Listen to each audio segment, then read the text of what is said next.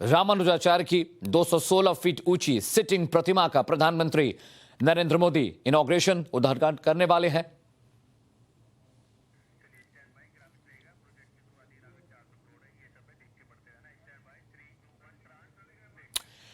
और एक ग्राफिक से जरिए आपको समझाने और बताने की कोशिश करते कि आखिर क्या कुछ है इस मूर्ति में। प्रोजेक्ट की जो शुरुआती लागत है वो है करीब 400 करोड़ रुपए। भारी भरकम खर्च हुआ इस मूर्ति को बनाने में। इसके अलावा इस प्रोजेक्ट की और जो अहम चीजें आपको बताएं, लागत बढ़कर 800 करोड़ हुई। 400 से शुरुआत हुई और बनते बनते लागत बढ़कर 800 करोड़ हो गई। इसके अलावा अभी तक 1400 करोड़ खर्च हो चुके हैं, यानी इस मूर्ति को बनाने में करीब करीब 1400 करोड़ रुपए अब तक खर्च किए जा चुके हैं।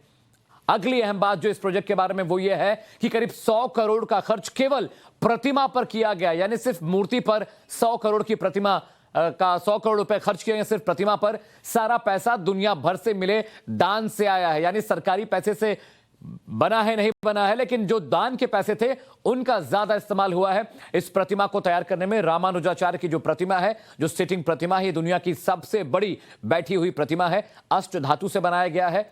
साथ ही साथ आदि शंकराचार्य के बारे में भी जान लीजिए। केरल के काल्पी में इनका जन्म हुआ, वहां वो पैदा हुए, जिसके बाद बचपन में ही वेदों का ज्ञान इन्हें हो गया था। तमाम वेद इन्होंने कंठस्थ कर लिए थे।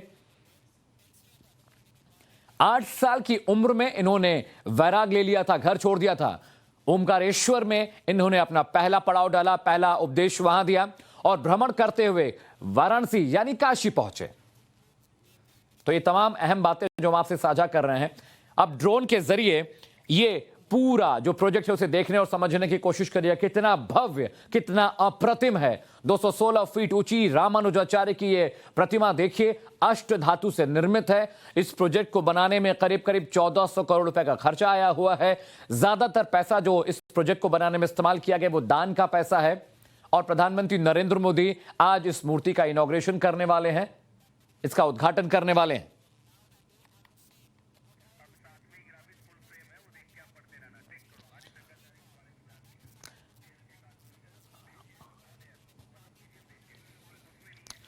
और आदि शंकराचार्य कौन थे, इनके बारे में तफसील से समझिए। बचपन में ही इन्हें वेदों का ज्ञान हो गया था, वेद इन्होंने कंठस्थ कर लिए थे।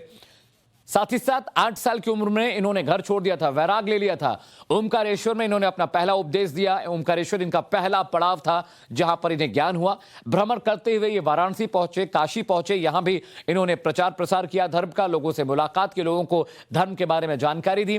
वाराणसी के बाद इन्होंने बहुत लंबा सफर तय किया, ये बद्रीनाथ पहुंचे। बद्रीनाथ से देश के अलग अलग कोनों में गए। महज 16 साल की उम्र में 100 ग्रंथों की रचना इन्होंने कर दी थी। इतने ज्यादा ज्ञानी और अप्रतिम थे कि इतनी ही कम उम्र में इन्होंने तमाम ग्रंथों की रचना की। श्रृंगेरी मठ, गोवर्धन मठ की स्थापना इन्होंने बेहद कम उम्र में कर दी और वेदों के महाज्ञाता थे। इसके अलावा शारदा मठ, ज्योतिर्मठ की स्थापना भी आदि शंकराचार्य ने की। सनातन धर्म के प्रचार प्रसार, चिंतन और ज्ञान में इनकी बहुत अहम भूमिका थी। और ये तस्वीरें देखिए किस तरह से वहां पर कलरफुल फाउंटेन लगाया जाएगा। ये वो जगह है जहां पर प्रतिमा होगी रामानुजाचार्य जी की। और इस एक 216 फीट ऊंची प्रतिमा के आसपास किस तरह से सजावट, साज सज्जा की जाएगी, ये उसकी एनिमेटेड तस्वीरें हम आपको दिखा रहे हैं। कुल 1400 करोड़ की लागत आई है इस प्रोजेक्ट को बनाने में। और ये कलरफुल म्यूजिकल फाउंटेन होगा जो इसकी शोभा बढ़ाएगा, इसकी भव्यता देखिए कितना अप्रतिम है ये प्रोजेक्ट। और आज प्रधानमंत्री नरेंद्र मोदी इसका इनॉग्रेशन करने वाले हैं, इसका उद्घाटन करने वाले हैं। ये देखिए कमल की संरचना के ठीक सामने, ठीक वहीं पर आदि शंकराचार्य की 216 फीट एक मूर्ति बनाई गई है। अष्ट धातु से यह निर्मित होगी।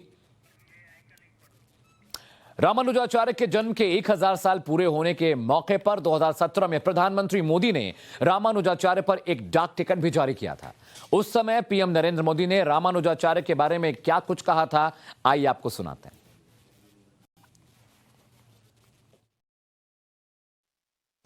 संत रामानुजाचार्य ने सिर्फ उपदेश नहीं दिए,